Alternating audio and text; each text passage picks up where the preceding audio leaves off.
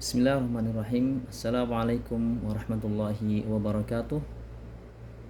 Alhamdulillahi wassalatu wassalamu ala rasulillah wa ala alihi wa sahbihi wa man walah. Allahumma alimna ma yanfa'una wanfa'na bima 'allamtana wa zidna ilma ya rabbal alamin. Ikhwati fillah rahimani wa rahimakumullah jami'a. Saudara-saudaraku yang semoga dirahmati Allah Subhanahu wa taala.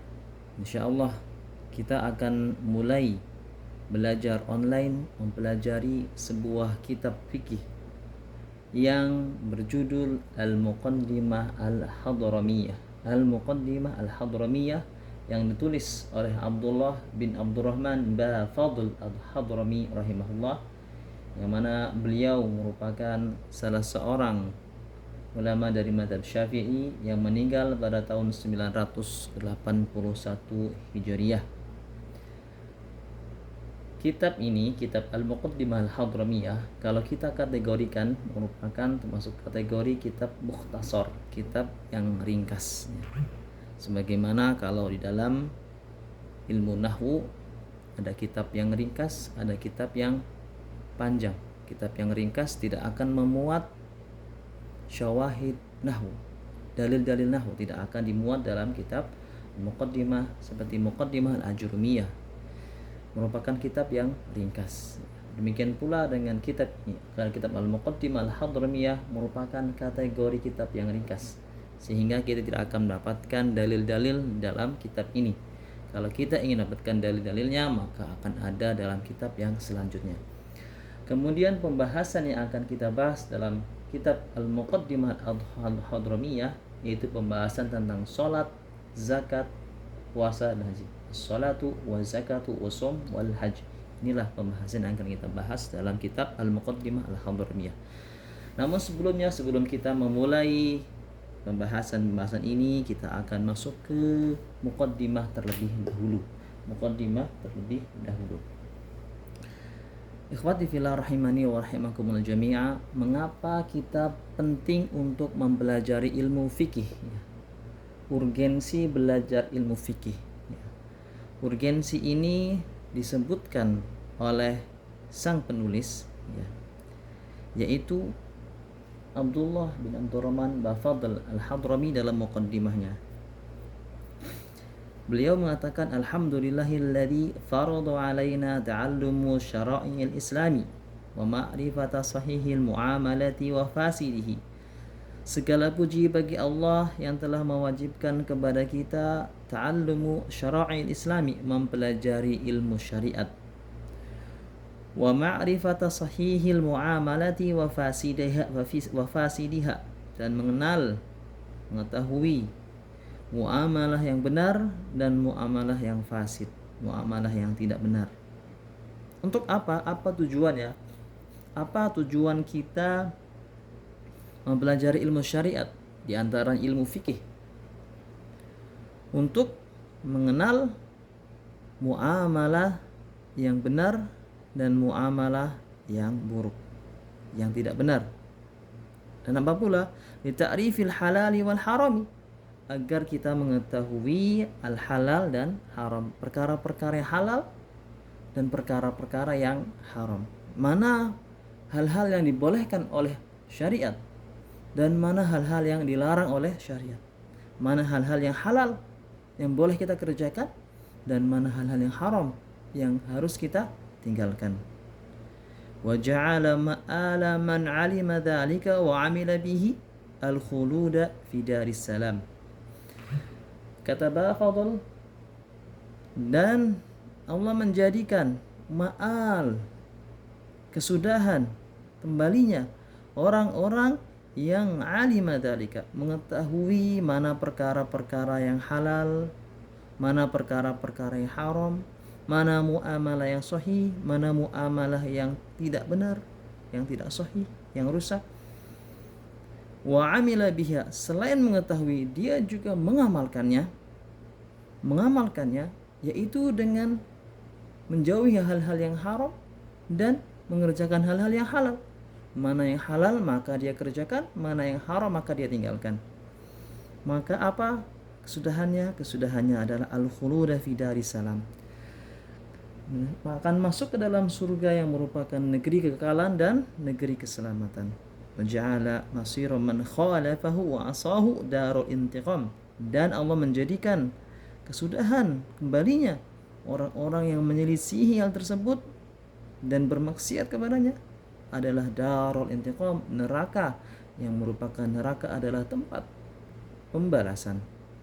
Itulah urgensi mempelajari ilmu fikih, yaitu agar kita mengetahui mana muamalah yang sahih, mana muamalah yang tidak sahih, yang rusak, yang tidak benar, mana yang halal, mana yang haram, agar kita mengerjakan hal-hal itu dengan benar, mengerjakan muamalah dengan benar, meninggalkan muamalah yang tidak benar.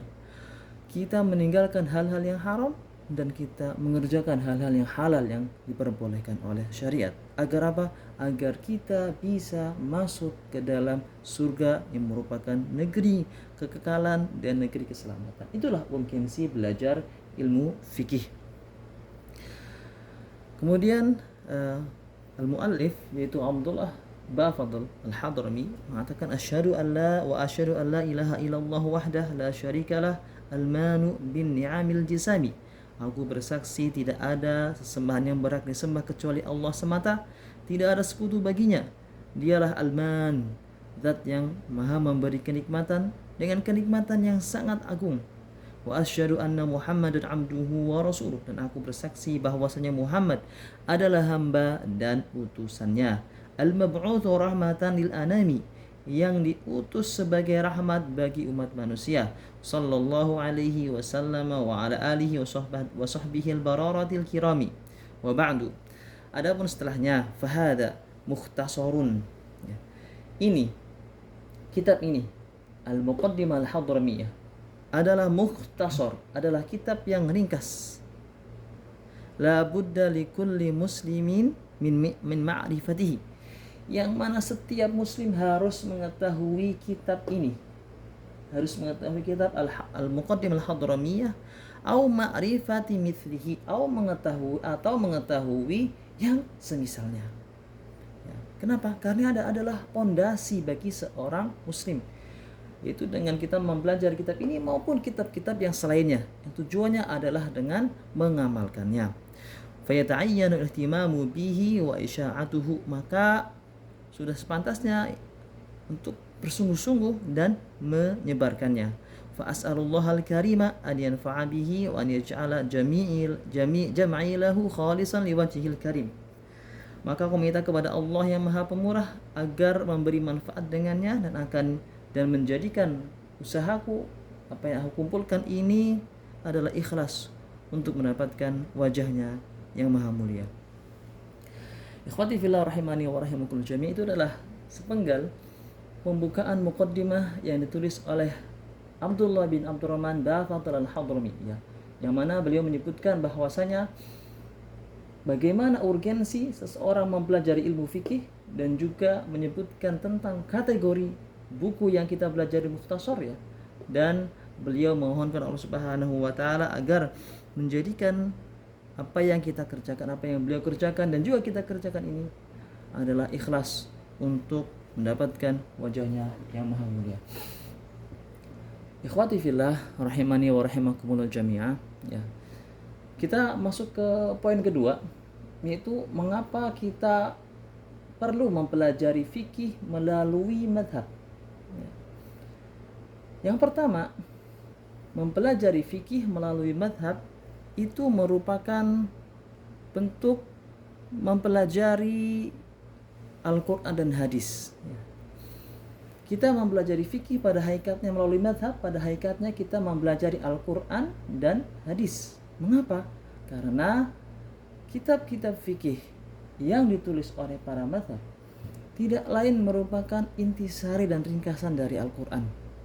Semua madhab dari 4 madhab yang ada, Hanafi, Maliki, Syafi'i, Hambali, mereka semua bersepakat bahwa usul madhab, ya, pondasi madhab, dalil yang digunakan yang pertama adalah Al-Quran, kalamullah. Itu merupakan tingkatan tertinggi yang tidak ada di atasnya. Yang kedua adalah hadis-hadis Nabi Muhammad SAW atau as-sunnah. Yang ketiga adalah al-qiyas atau ijma, yang ketiga al-ijma, yang keempat adalah al-qiyas. Ini merupakan kesepakatan dari al-madzhab al-arba'ah, al-madzhab yang empat. Oleh karenanya ketika seorang mempelajari fikih pada hakikatnya dia mempelajari Al-Quran dan hadis, namun berupa ringkasannya, berupa intisarinya, sebagaimana disebutkan oleh mu'alif bahwa kitab ini merupakan kitab mukhtasar, merupakan ringkasan. Yang kedua, mempelajari fikih melalui madhab itu mengamalkan firman Allah Subhanahu wa taala, fas'alu ahla dzikri in kuntum la ta'lamun. Bertanyalah kepada orang yang mengetahui apabila kalian tidak mengetahui. Ya. Di sini Allah Subhanahu wa taala menyebutkan bahwasanya kita apabila tidak mengetahui bertanya kepada orang yang tahu. Para ulama menggolongkan seorang berdasarkan tingkat keilmuannya menjadi orang yang alim dan yang tidak alim. Orang yang alim maka wajib baginya untuk berijtihad dalam hukum-hukum syariat. Dia langsung melihat kepada dalil Al-Quran dan juga hadis-hadis untuk mengambil kesimpulan hukumnya.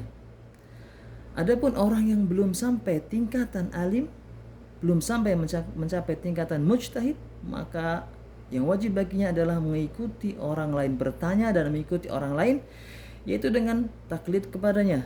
Itulah kita penting untuk mempelajari fikih melalui madhabnya. Sehingga ikhwati fillah rahimani wa rahimakumullah jami'ah, belajar fikih melalui madhab itu tidaklah tercela. Kita bermadhab dengan sebuah madhab fikih tidaklah tercela. Yang tercela apabila kita fanatik kepada sebuah madhab. Fanatik sehingga kita tidak menerima kebenaran dari yang lain, itulah yang tercela. Namun apabila kita menjadikan madhab hanya sebagai perantara untuk kita mempelajari fikih, maka ini tidak mengapa. Sudah ada contohnya dari para ulama dari zaman dahulu. Contohnya adalah Abu Dawud As-Sijistani, penulis Sunan Abu Dawud ya. Walaupun beliau menghafal ribuan hadis dan memahami ribuan hadis, beliau mengikuti pendapat-pendapatnya, mazhabnya Imam Ahmad rahimahullahu taala. Hal ini terlihat dari kitab beliau yaitu Masail Imam Ahmad. Demikian juga Syekhul Islam Ibnu Taimiyah rahimahullah taala, sebelum beliau mencapai tingkatan mujtahid, beliau mengikuti mazhab Hambali. Ini terlihat pada kitab beliau itu pada Syarah Umdatul Fiqh yang merupakan tulisan beliau. Kemudian juga Ibnu Hajar Al-Asqalani menulis Fathul Bari ya. Beliau mengikuti mazhab Syafi'i. Kemudian Ibnu Abdul Bar yang mana beliau merupakan penulis At-Tamhid Syarah Muwatta, beliau bermazhab Maliki. Abu Ja'far At-Tahawi juga beliau bermadzhab Hanafi, dan ulama-ulama yang lainnya. Telah ada contoh dari para ulama yang mana mereka belajar fikih melalui madhab ya. Belajar fikih melalui madhab. Kemudian kita masuk ke pembahasan berikutnya, yaitu hukum bermadhab. Apakah hukum bermadhab itu? Hukum bermadhab, ikhwati fillah rahimani wa rahimakum jami'ah, tidaklah wajib. Tidak wajib seseorang itu bermadhab dengan madhab-madhab tertentu. Apabila seorang bersyahadat masuk ke dalam Islam, bersyahadat dengan dua kalimat syahadat dan mengamalkan kandungannya tanpa berbuat hal-hal yang membatalkannya, kemudian dia meninggal tanpa mengenal mazhab Hanafi, Maliki, Syafi'i, Hambali, maka tidak akan memadaratkannya hal tersebut. Dia tidak mengenal satu imam pun tidak mengapa ya, selama dia mengamalkan kandungan dua kalimat syahadat tanpa membatalkannya. Sehingga hukum belajar mazhab tidaklah wajib ya, bermazhab tidaklah wajib. Namun apabila seseorang ingin benar-benar menuntut ilmu, maka sudah sepatutnya mulai mempelajari fikih itu dari mazhab. Karena inilah tingkatan yang paling mudah yang telah dituliskan para ulama ya. Ketika seorang masih pemula, maka sudah sepatutnya dia mempelajari dari sebuah mazhab. Kemudian nanti apabila telah mencapai tingkatan ijtihad ya, maka dia bisa beralih menjadi seorang mujtahid yang bisa memilih pendapat-pendapat sesuai dengan kemampuan dan ilmunya. Maka mempelajari mazhab pada hakikatnya adalah wasilah perantara untuk bisa memahami agama dengan Baik, dan pada kesempatan ini insya Allah kita akan mempelajari madhab Syafi'i, yaitu kitab ini, kitab Al-Muqaddimah Al-Hadramiyah, merupakan kitab ringkas dalam madhab Syafi'i. Kita tidak akan menemukan di dalam kitab ini, kitab ringkas ini, dalil-dalil. Kenapa? Karena ini kitab yang ringkas dalam madhab Syafi'i. Sebagaimana dalam ilmu nahwu, Muqaddimah Al-Ajurumiyah, kita tidak akan dapatkan syawahid dalil nahwu dalam kitab tersebut. Namun apabila kita beralih ke kitab-kitab berikutnya, barulah kita akan dapatkan dalil-dalilnya. Ya, ini yang bisa kita sampaikan pada muqaddimah pembukaan kitab ini, kitab Al-Muqaddimah Al-Hadramiyah. Semoga Allah Subhanahu wa taala memberikan kemudahan untuk bisa menyelesaikan kitab ini. Amin ya rabbal alamin. Wassallallahu ala nabiyina Muhammad wa ala alihi wa sahbihi ajmain.